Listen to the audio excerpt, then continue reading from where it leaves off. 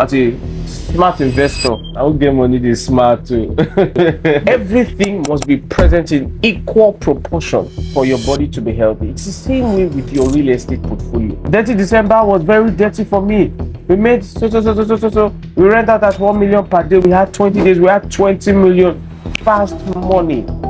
It's not true. Every time people are declaring their short net income to you, they only declare their revenue. The fact that you have cash and you are putting it into properties in one way, form, shape, or size does not actually mean that you're a smart investor. The house was 50 million today, now the house is 70 million today. What really is rising primarily is not actually the value of the house, because that house is depreciating. The depreciating assets sitting on the appreciating assets now makes the depreciating assets appreciating. It's actually possible to be an investor, but not to be investing in real estate the smart way. So in this session, I'm going to show you at the very least 5 different properties that must be in your portfolio. And number 1 is the most common one that almost everybody knows. Hello there, smart investors. I'm sure you've probably heard that statement a lot of times. Once a realtor wants to advertise a property, you hear them say, hello, smart investors, because I will get money this smart too. Anyways, sadly, you see, in the industry, the fact that you have cash and you are putting it into properties in one way, form, shape, or size does not actually mean that you're a smart investor. There are investors that I will say are not smart, because I will get money this. However, there are investors that maybe there is a smarter way that they can allocate their funds. So I said all that to say it's actually possible to be an investor, but not to be investing in real estate the smart way. And there are many ways you can invest in real estate in better ways. However, one of the ways that we know, or we can tell that you are an actual investor, is in what we call portfolio building technique. So many people are not actually investors. Many people are not building a portfolio. What many investors are doing is they are actually just randomly investing in properties that are good. All right. And you see, the way the human body works, for example, like we're taught in the elementary school, is look, there's what we call balanced diet, right? They tell you that you should have carbohydrates, protein, fat, and all, blah, blah, blah, blah, blah, because that's what we call a balanced diet. So it's possible to have too much carbohydrates, you're going to have kwashiorkor. It's possible to have too much of something else and too much of something else. So everything must be present in equal proportion for your body to be healthy. It's the same way with your real estate portfolio. You can have all good properties. I know of somebody, we're at a site tour just this week, and I saw a lot of old houses, but government was doing a road there. And we're saying it jokingly that these people are very wealthy. All the people who had houses there, all those old family, all those old babas, they had money, and old mamas. I said, look, these guys are ridiculously rich, but they are ridiculously broke. These people, they have all these assets, but they most likely don't have good cash flow. And that's where portfolio building comes in. Portfolio building is structuring all your properties, your property portfolio, in such a way that you have a healthy mix of everything. All right. So in this session, I'm going to show you at the very least 5 different properties that must be in your portfolio.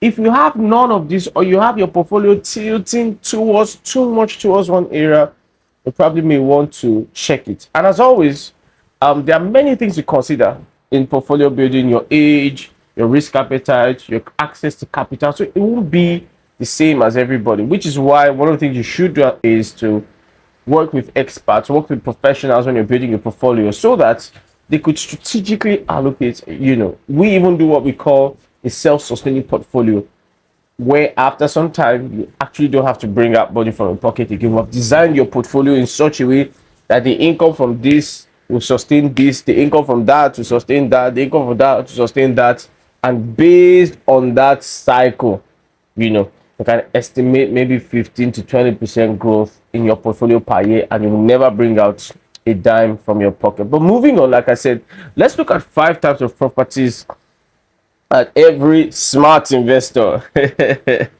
should own. Right now, number one is the most common one that almost everybody knows: land banking. What is land banking?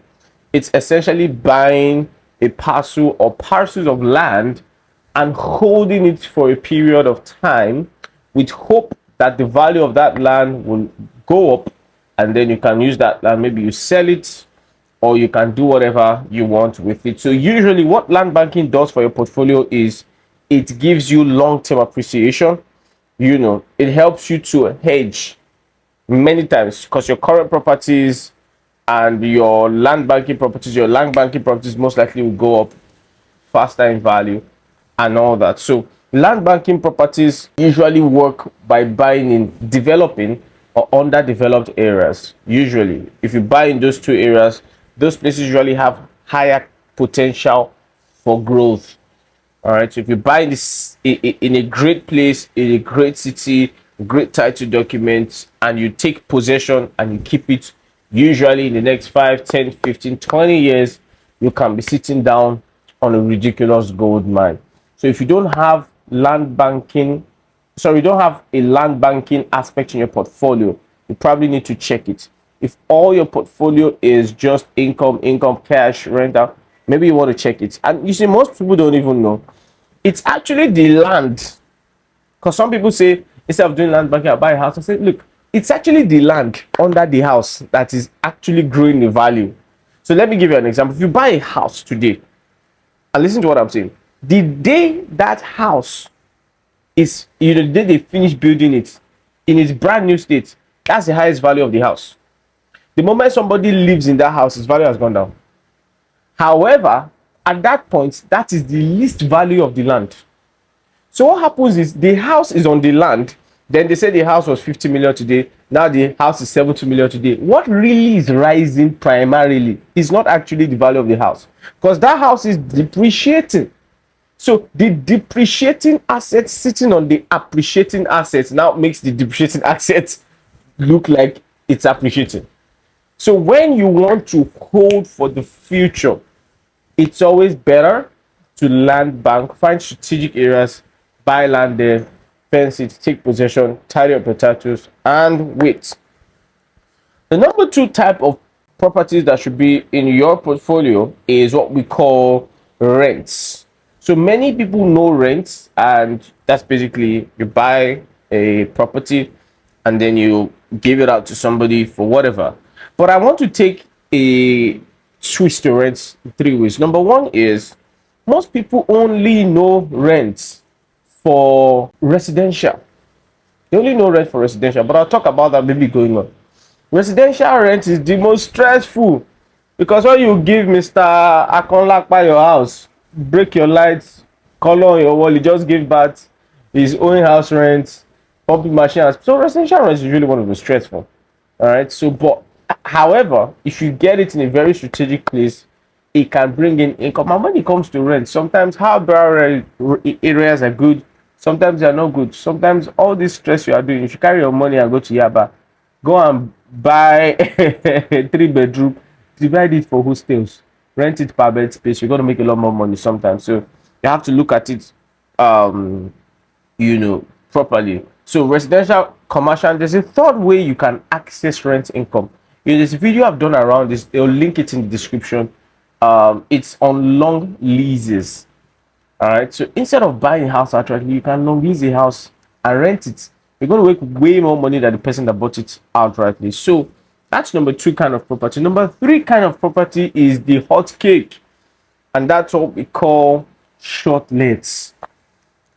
But I have a problem with the way we think about short lets, because every time people are declaring their short let income to you, they only declare their revenue.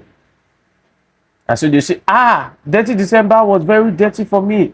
We made so. We rent out at 1 million per day. We had 20 days. We had 20 million. Fast money. It's not true. Many times, because I know somebody who had a series of short lets in, I think, the highbrow areas, having a conversation with him, and he told me, he said, look, they're not finding it funny because it's hard to generate demand. And because it's hard to generate demand, there's a competition on price. So short lets are meant to go for like 400K. some are coming as low to as 150k, because you know how they say it in vernacular, any anywhere below face, which means it's bad for stuff to come in that is little and for nothing to come in at all. All right. So, one of the things that we do in our organizations, we run what we call managed shortlet projects. So the entire facility, top to bottom, will be for shortlets. The moment you buy into it, you go and sleep, we'll just pay you every single month. All right. So shortlets is the third type that should be in your portfolio. Now, the advantage of shortlet over rent is, number one, the frequency of the income. Number two, if it's done well, the income is way higher. All right. So you could get your money monthly and all that, especially if you're a diaspora, because I see diaspora concerned about devaluation. So if you're renting out, they pay you this year, another 12 months before they pay you. But if you're doing shortlets, they pay you every month. In fact, they pay you every day. Maybe the aggregate just comes up at the end of the month. You can say on the 31st of every month, every amount I've made, I convert it to currency. Usually, our currency is not that bad. So you won't be having serious devaluations between your first and 30-day period. So that's the third property type that should be.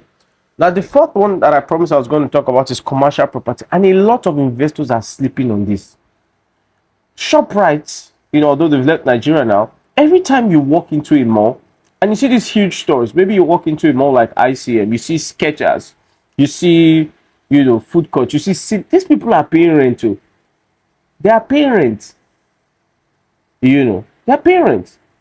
Commercial is one of the best ways to explore it, because first, the place 50 square meter, they can be telling you the place is 5 million per square meter. Small space will give you big money in commercial. That's number two, because it is the place of their business that is responsible for their income. Most people take care of commercial properties better than residential properties. That's number two.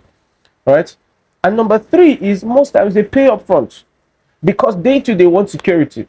If I'm a ShopRite, or I'm a restaurant or whatever, and I walk into a place, I don't want somebody to reject me after my first year.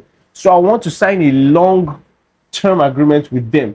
So many times those guys pay you money up front. You can have your money for 5 years, 10 years, upfront cash. You take that money, you can go and throw it to another property, throw it to another investment, and they maintain it from time to time.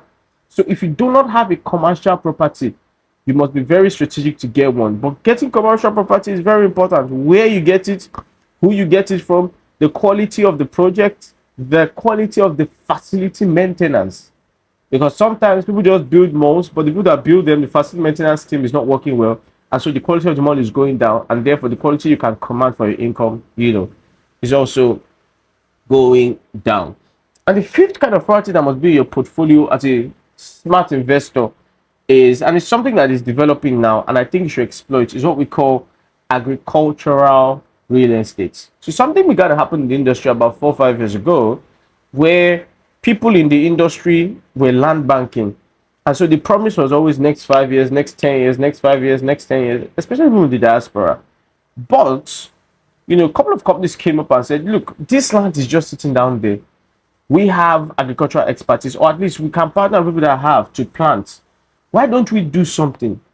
Let us manage our people's plots of land for them, farm on it, harvest it, sell it, and take a percentage and pay them.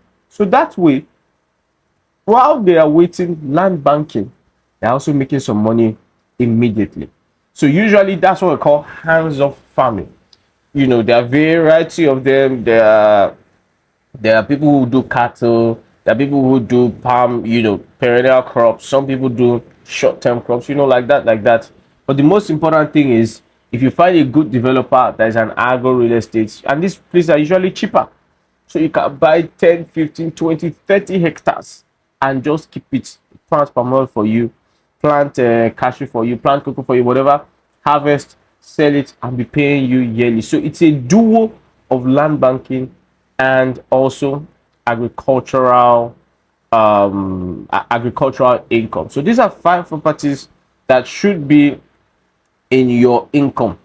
All right. So again, don't let them just be hyping you that you're a smart investor. Ask yourself, the way I'm handling my portfolio, am I really a smart investor? All right. And if you've looked through any of these property classes, you found out that your portfolio is empty of any of them, and you would like to commence investing in any of these ones, there'll be numbers scrolling on the screen. You can send us a message. We'll pair you with an investment strategist. All right. And then we'll see how we can work with you to find what we call is to build what we call a self-sustaining portfolio where income can come in and your portfolio can still be expanding over the years. Thank you so much for coming to the end of this video, and I'll see you in the next video. Till then, my name's Realtor Zee, your plug for the best real estate investment deals. If you haven't done so already, subscribe to this channel, like. If you have other even types that probably have missed, put it in the comments. You have questions, if you have objections, let's have conversations, and then we can definitely see how things go on from there. Thank you so much, and I'll see you in the next video.